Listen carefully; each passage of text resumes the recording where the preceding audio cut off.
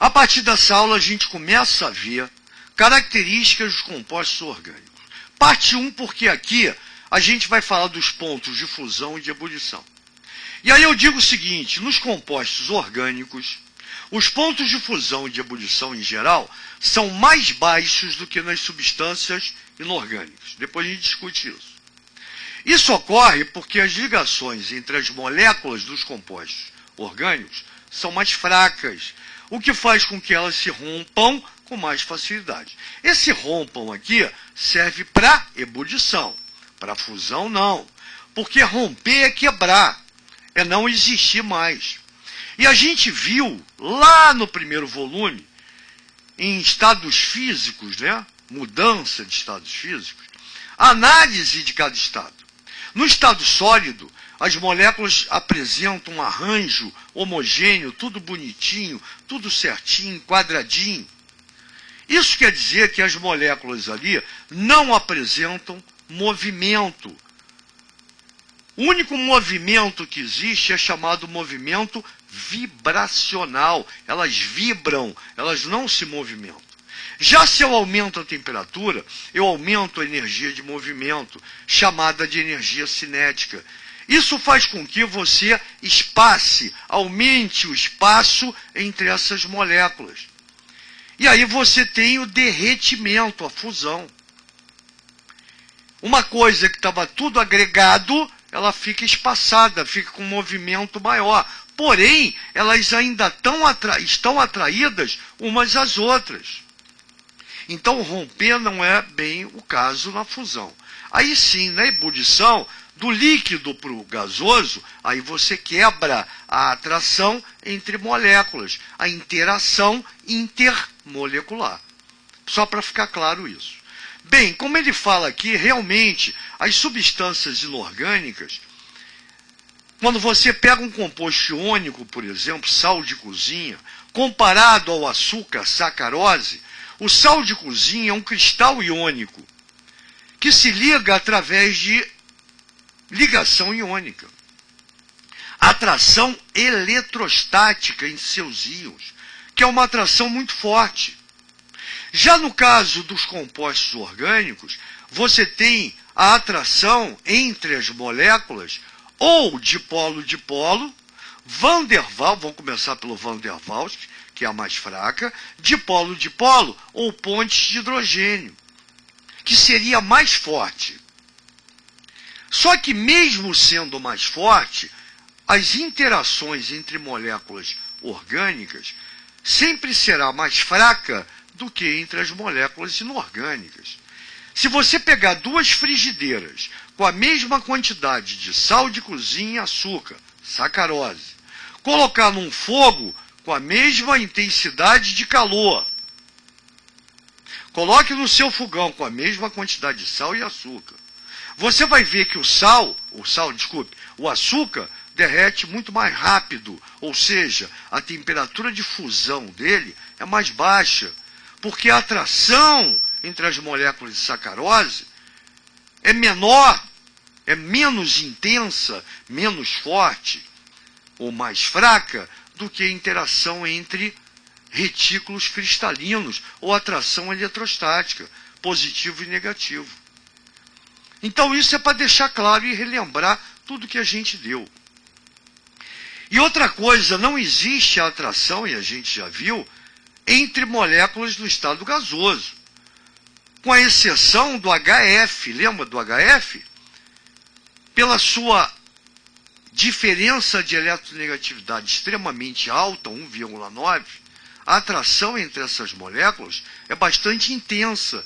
Isso quer dizer que duas moléculas de HF, elas se unem no estado gasoso, que é chamado dímero, de dois, mero parte, duas moléculas. Ou ainda o trímero do HF, são 3 moléculas, 3 partes. As duas no estado gasoso apresentam pontes de hidrogênio como interação entre moléculas de HF. É a única exceção. Bem, voltando para cá. Nota que eu coloquei essa molécula apolar e essa é igual. Estou colocando a ligação entre moléculas iguais, evidente. Está num recipiente, num sistema, eu estou analisando. Por que ele é apolar? Porque quando a gente olha para um composto orgânico formado exclusivamente por carbono e hidrogênio, essa molécula é apolar, ou seja, não tem parte positiva nem parte negativa. A nuvem eletrônica, se você pegar o todo aqui, ela é homogênea. E a explicação, primeiro, carbono e carbono, ligação covalente apolar. Lembra? Carbono e hidrogênio, aqui é 2,1 eletronegatividade. Aqui é apolar porque a eletronegatividade é a mesma. E o carbono é em torno de 2,4, ou seja, a diferença é próxima de 0,3. Então, quando você analisa qualquer composto formado exclusivamente por carbono e hidrogênio, que a gente vai chamar como função orgânica de hidrocarboneto, a molécula é apolar. Quando eu pego várias moléculas dessa, elas estão no estado gasoso, estão com energia cinética máxima.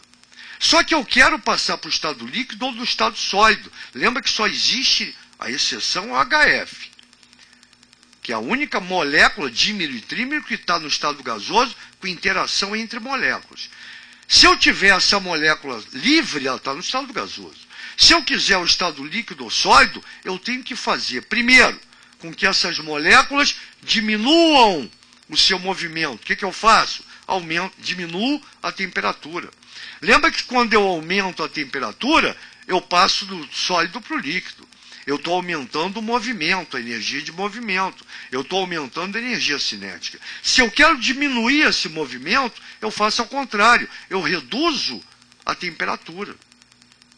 Então, quando você diminui a temperatura, você reduz o movimento. 1-0 para mim. Já consegui olhar para a molécula e segurar cada uma delas. Só que elas ainda estão muito afastadas.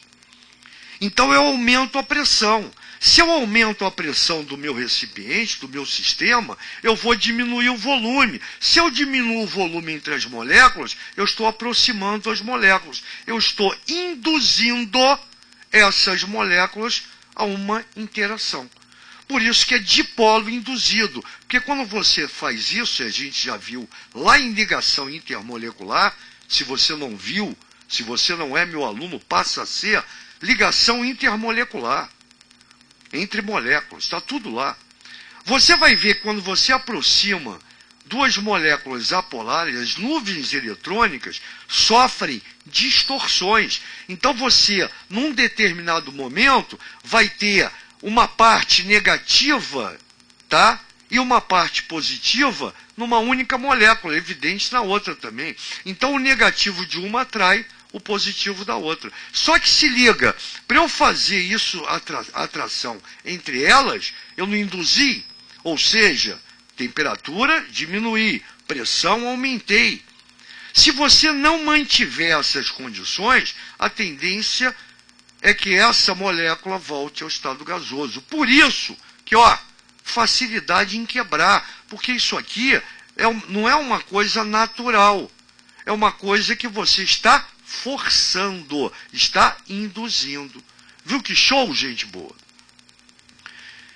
E aí, quer dizer, fica fácil quando a gente começa a analisar dessa maneira. E esse tipo de matéria, né, característica, compostos orgânicos, que a gente está vendo aqui, a gente vai ver de novo, muito mais tarde, depois que a gente analisar todas as funções orgânicas, em propriedades dos compostos orgânicos. Por isso que eu estou contando a história antes, porque a gente está contando o enredo do início da química orgânica. Você tem que conhecer o que você está vendo. Essa leitura visual, quando a gente coloca uma arte dessa, é para você assimilar essa história com mais facilidade. Lembra dos neurônios saradões? É isso. A memorização do que você está ouvindo e principalmente do que você está vendo faz com que fique mais fácil você discutir essa matéria. Legal, gente boa? Grande abraço e daqui a pouco eu volto.